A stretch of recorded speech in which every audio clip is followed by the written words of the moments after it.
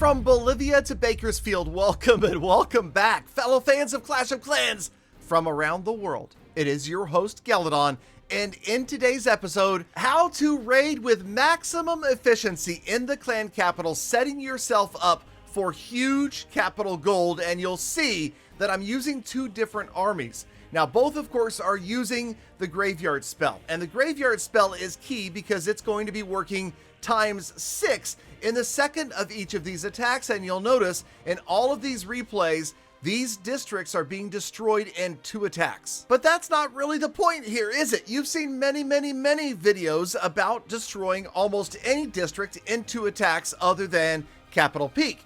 That's not the point.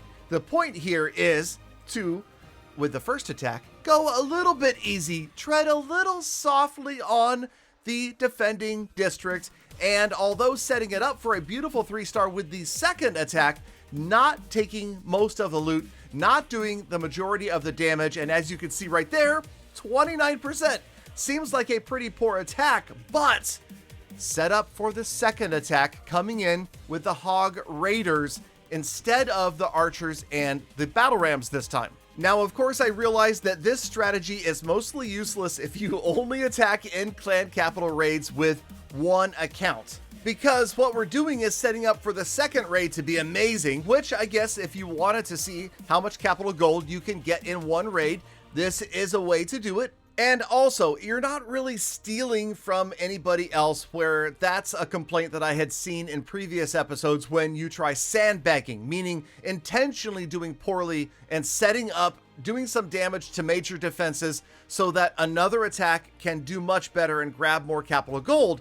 All of these districts are still going down in 2 attacks. It's not sandbagging at all, because you're not costing your clan extra attacks, extra capital gold. 7,000 times 6, that would be 42,000 in one raid weekend. I'm telling you, this is fun, and it can really make for some huge takes. Now, another key for this first of 2 attacks is you'll notice that the Graveyard spell for the Archer Battle Ram attack is being placed towards the rear, not towards the front like you normally would do if you're trying to maximize the damage.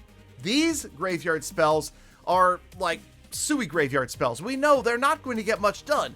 In fact, we don't want them to be taking out those big defenses in the back, but if they can start to weaken them and then they can work much better during the second raid, that's exactly what we wanted to happen, and you can see that's what happened in this raid. The Graveyard spells are exhausted. They're not going to spawn any more of the troops, and now we're just trying to set up to damage these 2 Inferno towers off to the right-hand side, but not take them down very carefully. In fact, sometimes even wasting archers like we did right here. And again, okay, fine. So we wasted 2 archers. It doesn't matter because, again, this is going to be a 2-shot district. Now we can come in, have 6 Graveyard spells working, stun both of these Inferno towers right off the bat, and we want to take out that air bombs. Those air bombs right there to the left of the Inferno towers are bad for the Hog Raiders, right? So if we can, ideally we get that done first. So I brought 1 camp of sneaky archers to take out the air bombs, and then stunners, they roll in. That's right, beautiful stunning Hog Raiders taking out both of the Inferno towers. The Graveyard spells are down, kind of spread out a little bit so you can see all 6 are working. And now it's just a matter of trying to get good value, good stun value from the remaining Hog Raiders as we spread them out, try to keep those edge defenses stunned.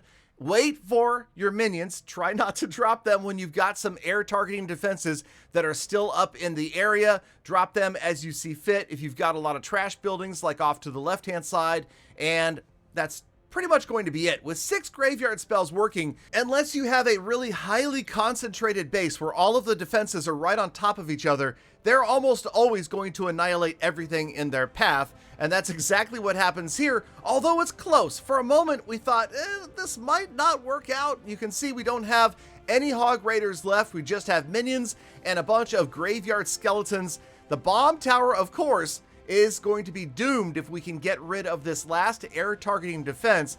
And sure enough, on the other side of the district hall, the skeletons tried their best, couldn't quite get it done, but here comes the support. They roll in, and that's going to be the end of this defense because, yeah, nobody's going to stop those minions now. And we are just barely, it was a close one, just barely going to pick up this 3-star, and that means we have a beautiful raid weekend setting up to grab well over 42,000 capital gold, nearly 8,000 capital gold in one raid, and we're not done. Okay, well, actually, before we do that, we're gonna hop on over. Don't tell anybody else, by the way. Don't tell anybody else in my clan that every time I get full or near full in capital gold, we sneak over to Just Galadon, my Just Galadon clan that only has Galadon in it, all by myself. We're trying to get to clan capital 9, okay? And we're almost there, or we're almost ready. In fact, here it goes. Capital Hall, beginning the upgrade. Oh, okay, hold on.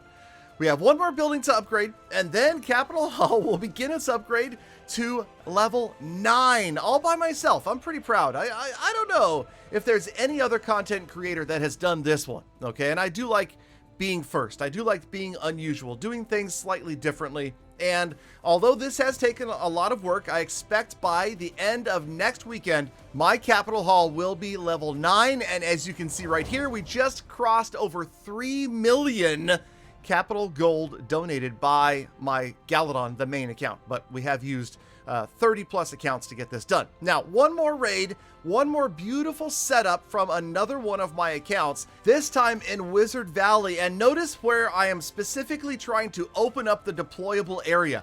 We get that deployable area open as wide as possible so that we can get in the Hog Raiders from just about any angle. And also, we want to try to get, if we can't weaken the giant cannons in the back, we want to get them exposed. And what I mean by that is we want to get it so that there is not another defense in front of it, so that when we drop a Hog Raider, it's going to go and stun that big O defense. So the giant cannon on the left-hand side going to get weakened. We also took out the cannon cart that was defending, waiting for that one to time out on its own. Then maybe one more camp of archers on the giant cannon on the left, just to try to get it down ideally to, under 25% health. That's pretty good. That's about as close as we're going to be able to get without risking destroying it. And then on the right-hand side, taking out these defenses, trying to uncover the other giant cannon. So even if we can't damage it before the next attack, at least it will be exposed, and the Hog Raiders can come in and stun it immediately, never giving it a chance to fire and taking it out at the beginning of the next attack.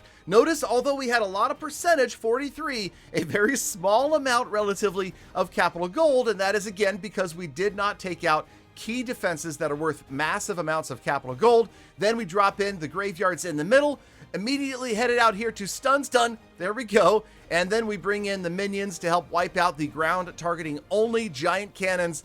The rest of it, just trying to surround the base and do our best to chain stun any of those outside defenses. Although, let's be honest, with only about 9 or 10 Hog Raiders left, we're not chain stunning. We're more just kind of spamming them around the outside, waiting a little bit. We've got one more camp of sneaky archers just as an insurance policy, just in case something goes wrong here. We've dropped the minions in, and it's mostly just spam and overrun right now. You'll notice we do have some walls to worry about. The skeletons, they're going to get stalled. The hogs are not, of course. And as the last Inferno Tower goes down, it's looking pretty good, even though there is a defensive cannon cart right there, the Super Wizard Tower, and one more cannon. We are going to overrun, and it's going to be another big win. Now, this raid weekend, I ended up with at least, I believe, 3 accounts that grabbed over 40,000 capital gold. We can recap that in a future episode, but for now, if you want to max out your capital gold raids on individual raids, this is the way to do it. There's another 7,000, 7 times 6. For those of you that don't math, that's 42. That's a lot of capital gold. Thank you, Galafam, for sticking around all the way to the end of the episode. Please let me know if you give this strategy a try, and have a fantastic rest of your day, week, month, and year. Be kind to other people, animals, and the planet, and I hope to see every last one of you back here again tomorrow for more full attacks.